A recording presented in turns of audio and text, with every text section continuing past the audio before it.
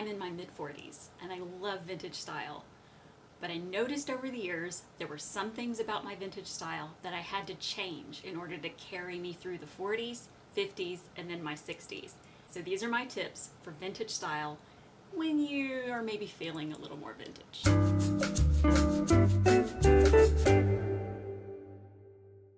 Welcome to Lady in Waking. My name is Ashley, and this is a new channel dedicated to vintage style in your 40s, 50s, 60s, 70s. We're going to keep this going as long as we can because it's a challenge and I'm up for it. But the reason that I decided to start this channel, I am formerly of lisafreemontstreet. You may know that, you may not. I am one of the old guard when it comes to vintage styling. I started a channel for vintage style in 2009.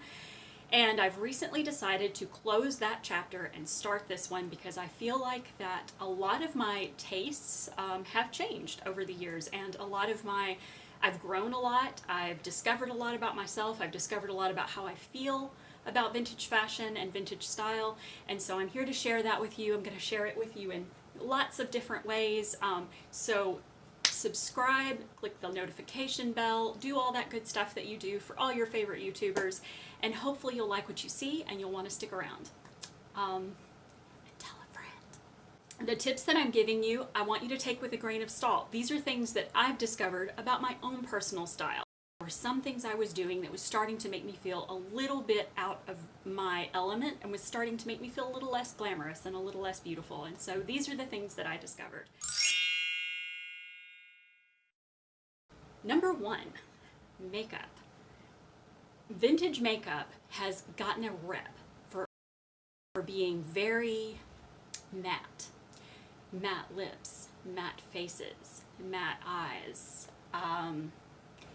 It's not really me. I've never been a matte person because I'm dry skinned, so I couldn't really do that. But one thing I will tell you as I've gotten older that I've definitely started to gravitate towards is a little bit of a natural glow. Or better your skincare game, focus on lashes and lips for your vintage makeup game, and I guarantee you it will change your life. You will realize that you feel a little bit more authentic to the era in some ways, and maybe at night throw on some false lashes. In the past, if you were somebody who did a dramatic wing, try doing it with shadow for a little while and then slowly making that wing a little smaller, and then you'll start to notice that you don't have to worry about that wing getting wonky at the corner where you got the laugh lines, because we all have the laugh lines. I mean, they're there. We're supposed to have them. We laugh. It's a good thing. But just remember that sometimes when you get older, the eyeliner, no matter how beautiful it looks when you're doing this, can sometimes look a little funny when you're looking straight on. So you want to make sure that you're keeping your eyeliner soft. Less is more. Skincare is your main focus, then lashes, lips.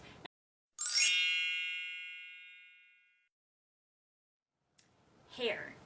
So with hair, one of the first things a lot of people want to do when they get into vintage style is the big barrel curled styles of the 40s.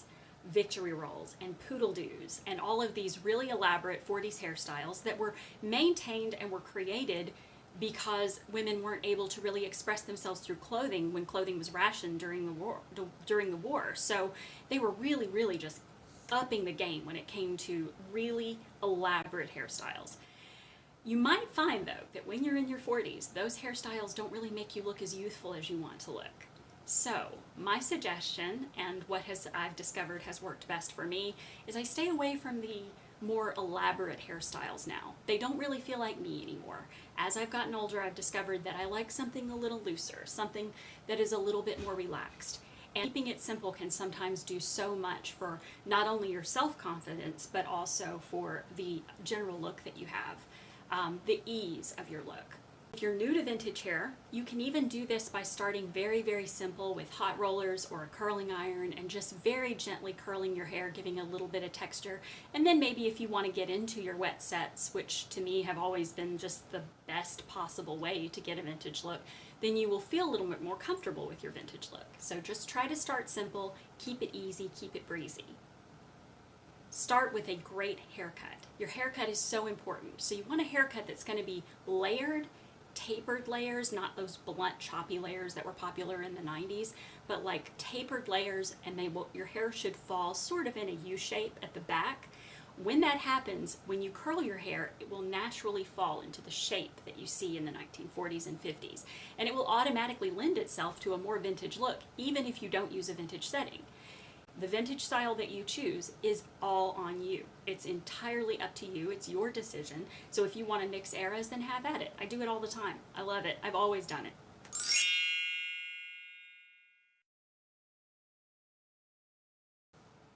Clothes. Number 3. So, something I discovered. When I was first getting into vintage style, everything was cherries and polka dots. Cherries and polka dots. And I wanted to buy up all the cherries, all the leopard, all of the polka dots. And something I've discovered over the years is not only is that more scene wear than it is actual vintage or classic wear, but it can sometimes make me look like I'm trying a little too hard to be 20. And by no means am I saying that you cannot wear leopard or polka dot or cherries. It's not what I'm saying. So just hold on for a second. Those things have their place.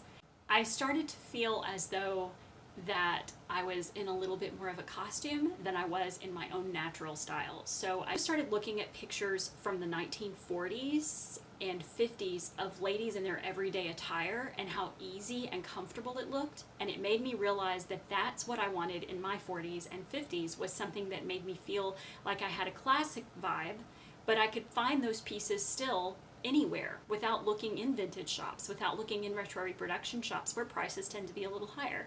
So I started to look for and invest in things that I felt like captured my style.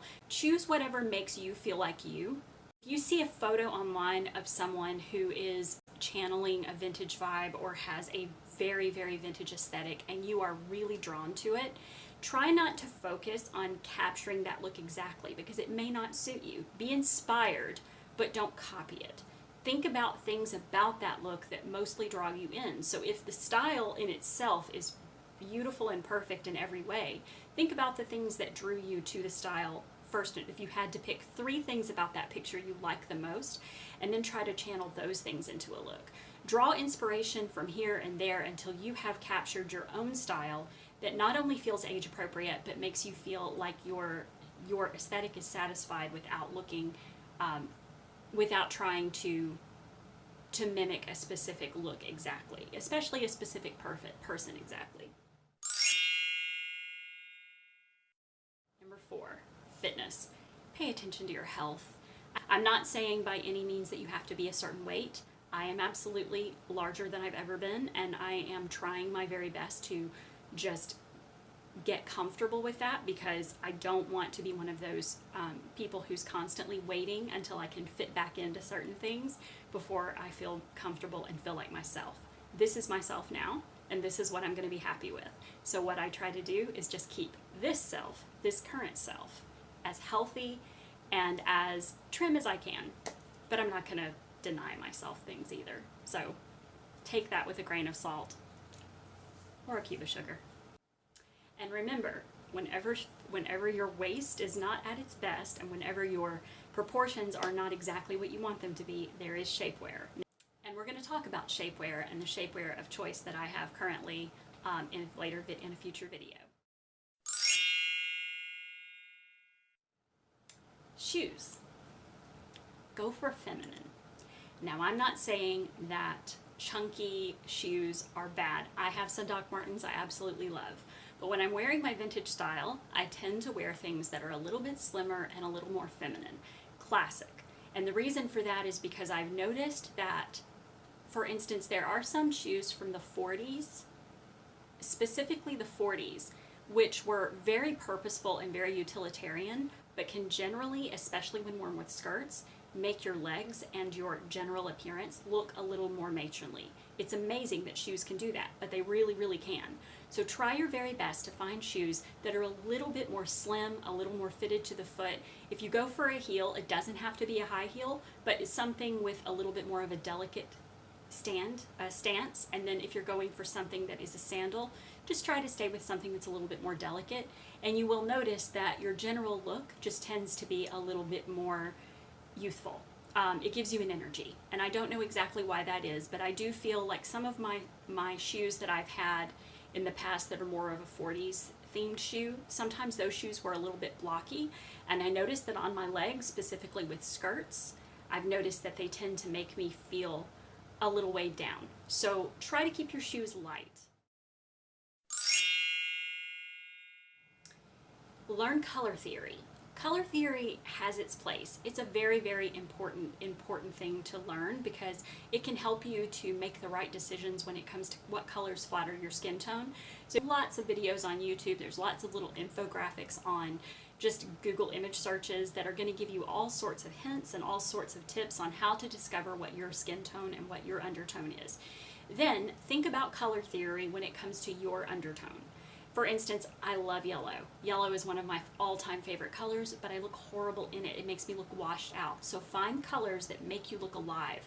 Try to stay away from pure neutrals, blacks, whites, and grays all the time, unless that's truly, truly what you love. But don't do it because you're afraid of color. Find things, color ideas that make you look and feel alive, and you will notice that your psyche just improves dramatically.